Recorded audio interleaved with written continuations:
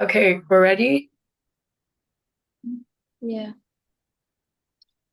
Hello, everyone. This is our presentation for group two of our e-commerce assignment. And today we will be going through a case of Spark Optics.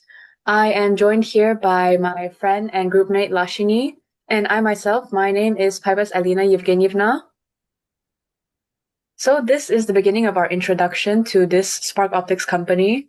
The company overview, as well as just some details, information about the company itself. It was founded in 2015 and its headquarters in Georgetown, Penang, as well as there's a second branch in Air Itam that was only recently opened.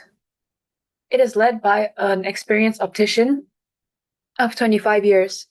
And the main products that they sell are optical glasses, sunglasses, blue light goggles. They also sell lens and cameras, but that's not what we're going to be focusing on today. So our focus is the independent designer brands, personalization, and unique styles of Spark Optics. So the Malaysia eyewear market, it is valued in USD over 102 million in 2022, and it is expected to rise to 136 million USD over the course of the next 5 years in 2030. The main consumers for this eyewear is vision correction users, office workers and students, as well as young fashion-conscious buyers. And the largest share that's growing in demand is prescription glasses, especially for blue light lenses and indie brands such as Spark Optics. The competitors for Spark Optics can include Focus Point, Optical 88, Ray-Ban, Oakley, and as well as the Spark Optics in Air Itam. So what about the target market? We actually did some research. So my friend Laashini, she did the survey and we found out that the age for the target market is actually 16 to 25. That holds 60%, as well as a close second, which is 26 to 35. The profile for these consumers is young, digital-oriented, medium upper middle income. So about 300 to 800 per frame. And they prioritize blue light protection, modern design, and price transparency. So what about the decision drivers? Social media reviews before offline purchases. That is the trend for a lot of people ordering more expensive items nowadays. As for industry trends, prescription glasses stable even in downturn, as well as fashion items. So sunglasses, contact lenses, they are sensitive to inflation, however. So when the prices get too high, people do not opt for these things anymore. And economic growth boosts high-end and personalized eyewear. There is also a rise of online channels like Shopee, Lazada, and that's expanding reach. Given the current digital age of our world, as well as an aging population plus device use equals more demand for vision correction and blue light blocking. I would even say that because a lot of people now are driving, they do need driving glasses. So what about the customer reviews for Spark Optics? They are overwhelmingly positive. With warm professional service, unique frame selection, stylish atmosphere, and family-friendly care. So for the negative side, however, there are some price complaints. The frames are a bit expensive compared to maybe some competitors with lower pricing. So that goes to show that price sensitivity still does exist. Now I will be going through the interview insights from our customer service staff, Hung Yushun and Brian Chu. So the target market, in their words, they say that pre-COVID, it was tourists and foreigners. Well, post-COVID, it was mainly locals of Penang who wanted unique eyewear. As for the digitalization part, both staff strongly agree that brand needs stronger digital presence. And they both see online platforms as key to growth and sales. Whereas customer awareness, staff both admit that customers are either not aware of the website or simply don't use it.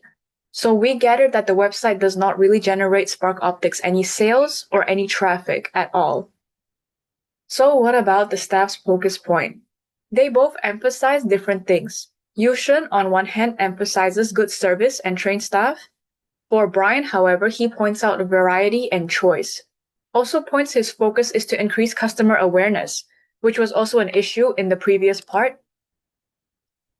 So what about customer insights from existing consumers? Tristan Navaratnam and Jessie Tan. For Tristan, however, he was a loyal customer of Spark Optics. First purchased glasses from there. He values durability, long usage life, and quality, as well as prioritizing quality and value limited by smaller disposable income. He did mention that he was a father of three, so his disposable income does not reach to more expensive brands like maybe Spark Optics, which is why he really loves long usage life so that he doesn't have to keep repurchasing. However, despite seeing Spark Optics as expensive, he believes that the value makes up for it. Whereas on Jesse's side, he has been a customer of 5 years. He initially bought sunglasses, but recently, due to maybe aging, he bought reading glasses. He purchases mainly for fashion, however. So he purchases for fashion and style, and he himself did clarify that he's willing to pay a higher price if it matches his aesthetic. And he is a very career-focused man. He does not have a lot of time to go shopping. However, what these two have in common is that both believe Spark Optics should expand digital presence. So that will be it for my part. Now I'm going to be passing it on to Laashini. Hi, my name is Laashini. So now I want to present about interview insights. We interviewed two students, Braden Ooi from Taylor's University and Lee Si Hong from Inti College to understand potential customers better. Brendan has never worn spectacles before, but it interested in blue light lenses since he spends long hours on his laptop. He values trendy, youthful design and expert advice and is open to trying Spark Optics for his first pair. Lee wears glasses for driving. He values affordable, practical products and is interested in night driving lenses. He was impressed by Spark Optics' professional service and lens quality and is considering them for his next pair. Overall, both interviews show that students want eyewear that is stylish, function, and affordable with reliable service and lens quality. Next slide, please. So the cooperation of staff vs consumer is when comparing staff views with consumer feedback, we see some clear differences. For target market, staff highlight a shift from tourists to local students aged 16 to 24, while consumer focus more on affordability and trendy designs. On digital session, staff are divided. Some are questions but social media, while consumers expect full online shopping options and interactive engagement. In terms of service, staff, they are 5-star reputation and professionalism, but consumer feel affordability and accessibility are just as important as service.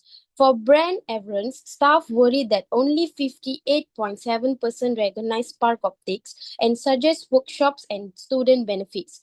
Consumer, on the other hand, call for a stronger presence on social media. Finally, when it comes to differentiator, staff believe service quality and product variety set them apart. Consumer agree on quality and style, but their loyalty depends more on affordability, design, and digital convenience. Next slide. So the survey insight.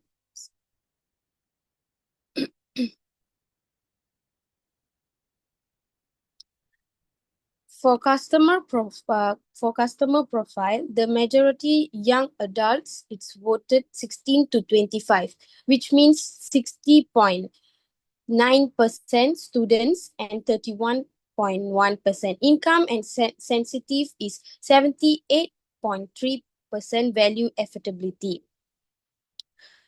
Then for the main areas, which is Bayan Lepas and Georgetown, are most voted person. So in terms of adherence, 59% have heard of Spark Optics, but only 37% have actually purchased. Most people first learn about the brand through family and friends, showing a strong word of mouth presence, but limited reach through digital channels. When it comes to online behavior, Instagram and TikTok are the most popular platforms. And for shopping, people prefer Shopee and TikTok Shop. In fact, almost 89% of respondents said Spark Optics should expand to more digital platforms. This clearly shows a gap between where customers are active and where the brand is present. Next slide.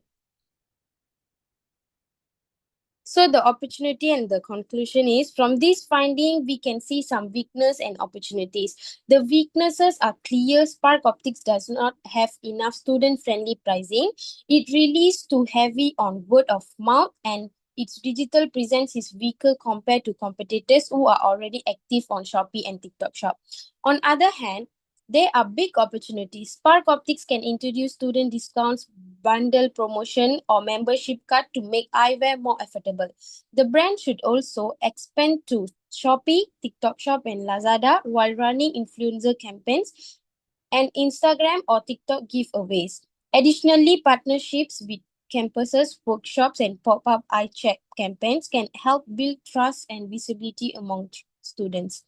So the conclusion is Spark Optics already has good average, but the low purchase rate shows a gap. By tackling affordability and strengthening its digital presence, the brand can increase sales, attract young customers, and remain competitive in today's digital age. So that's all for our parts. Thank you.